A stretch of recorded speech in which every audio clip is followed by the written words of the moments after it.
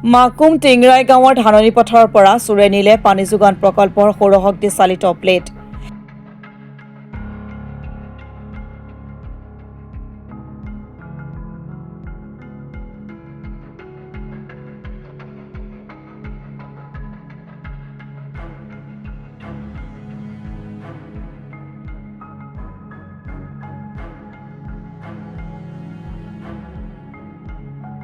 মাকুম অঞ্চলত চোৰৰ উপদ্ৰৱ ক্ৰমাৎ বৃদ্ধি পাবলৈ ধৰিছে। এইবাৰ মাকুম টিংৰাই গাঁৱৰ ধাননি পথাৰৰ পৰা চোৰে নিলে জলসিঞ্চন বিভাগ অধীনৰ পানী যোগান আঁচনি প্ৰকল্পৰ সৌৰশক্তি চালিত প্লেট। আজি পুৱতি নিশা ধাননি পথাৰখনৰ পৰা পানী যোগান প্ৰকল্পৰ সৌৰশক্তি চালিত প্লেটৰ লগতে ব্যৱহৃত হোৱা অন্যান্য সামগ্ৰীসমূহ চোৰে চুৰি কৰি লৈ যায়।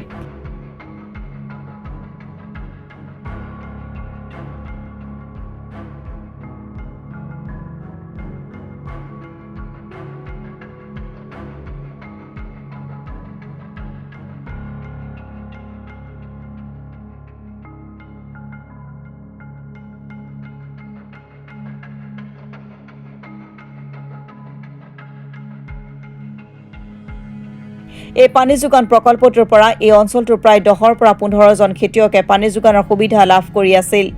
ইতিমধ্যে স্থানীয় গাঁও সুৰক্ষা বাহিনীয়ে মাকুম আৰক্ষী থানাত খবৰ দিয়াত উক্ত স্থানত আৰক্ষী দল উপস্থিত হৈ চুৰি কাৰ্য হোৱাৰ ঘটনা তদন্ত আৰম্ভ কৰিছে।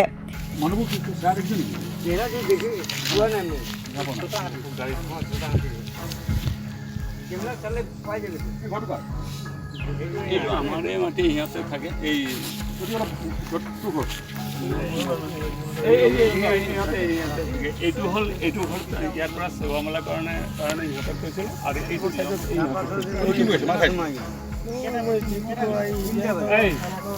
এই যে ইহঁতে এইটো বাৰী থাকে 12টামান বজাত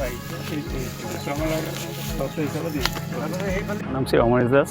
মই ভিডিবি টিংৰাই বঙালগাঁও ভিডিবিৰ ছেক্ৰেটাৰী আৰু সেই হিচাপত আমি ইয়াত হেৰি কৰি আছোঁ, চোৱা মেলা কৰোঁ। তাৰ মাজত আমাৰ নিজৰে 10-20 ঘৰ মানুহে যিটো জলৰ সুবিধা পাইছিলে, জলসিঞ্চন চৰকাৰীভাৱে পথাৰ জল মিছনৰ ফালৰ পৰা যিটো প্ৰকল্প বহাইছিলে, এই প্ৰকল্পৰ যোগেদি মানুহ উপকৃত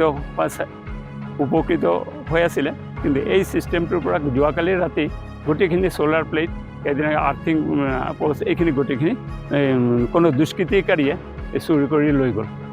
আৰু ইয়াত এনেও বহুতো উপদ্ৰৱ চলি আছে। ড্ৰাগছ, মদ, ভাঙৰ উৎপাতত মানুহ শান্তিত থাকিব পৰা নাই। ইয়াত পৰিৱেশটো অশান্তিৰ পৰিৱেশ এটা সৃষ্টি হৈছে। এইটো প্ৰতিৰোধৰ কাৰণে বিহিত ব্যৱস্থা যদি লয় চৰকাৰে আৰু চবেই মিলি, তেতিয়া হয়তো অঞ্চলৰ ৰাইজ কিছুমান উপকৃত আৰু সকাহ পাব বুলি মোৰ অনুভৱ। আৰক্ষীকো খবৰ দিয়া হ'ল। আমাৰ মাকুম আৰক্ষী পৰে, আৰক্ষীকো খবৰ দিয়া হ'ল। আৰক্ষী মানে মানুহ পঠাব বুলি হেৰি দিছে। সদায় সঘনাই আছে। কালি পৰহি সৰু সুৰা চুৰ হৈয়ে থাকে। মানুহৰ ঘৰ বনাই, ঘৰৰ টিন চাল লোহা লংকাৰ এইখিনি চব খুলি লৈ যায়গৈ। মানে কোনেও শান্তিত থাকিব পৰা নাই এই অঞ্চলৰ গাঁওবাসী। সৰু সুৰা মানুহৰ ঘৰত যি আছে, সৰু সুৰা দুখীয়া মানুহৰ ইয়াৰ পৰা ৰেহাই পোৱা নাই। ধনী মানুহটো বাদ দি এনেকুৱা পৰিস্থিতি ভুক্তভোগী ৰাইজে ভুগি আছে। গাঁও সুৰক্ষা বাহিনী আৰু স্থানীয় গাঁও প্ৰধানগৰাকীয়ে এই অঞ্চলত চলিত ড্ৰাগছ আদি মাদক দ্ৰব্যৰ ফলত এনেধৰণৰ ঘটনা সঘনাই ঘটিবলৈ ধৰিছে বুলি সংবাদ মাধ্যমৰ আগত জানিবলৈ দিয়ে।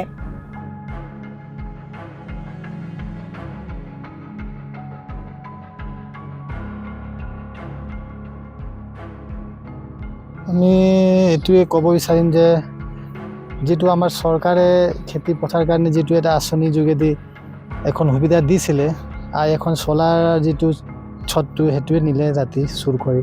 এইটো বহুত আমাৰ কাৰণে লাজৰ কথা আৰু দুখৰ কথা। আমি ওচৰৰ ৰাইজক অৱগত কৰিব বিচাৰোঁ আৰু লগতে আমি এতিয়া প্ৰশাসনকো এটা জাননী দিম, স্থানীয় থানাক, আৰু লগতে ৰাইজকো আমি এইটো ওচৰৰ তেখেতকো ভিডিপিকো আমি চবক অৱগত কৰিব বিচাৰোঁ আৰু জনাব বিচাৰিছোঁ যে অতি পলমে যিমান সোনকালে পাৰোঁ আমি এইটো তদন্ত কৰি উলিয়াই আৰু দোষীক আমি কিবা শাস্তি দিব চেষ্টা কৰিম। আৰু যাতে আমাক নেক্সট এনেকৈ গাঁৱত এনেকৈ চুৰ সেইবিলাক নহয়। আৰু লগতে কিছু মদ পানী আৰু লগতে ড্ৰাগছবোৰ খোৱা বেটা ৰাস্তাত য'তে ত'তে সেইটোও শুনা পাইছোঁ, ৰাইজৰ কমপ্লেইন পাইছোঁ।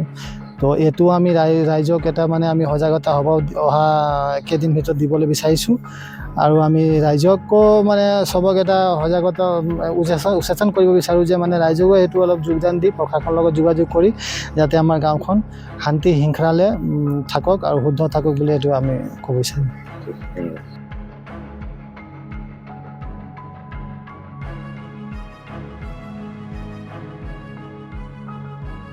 Bureau report Assam today.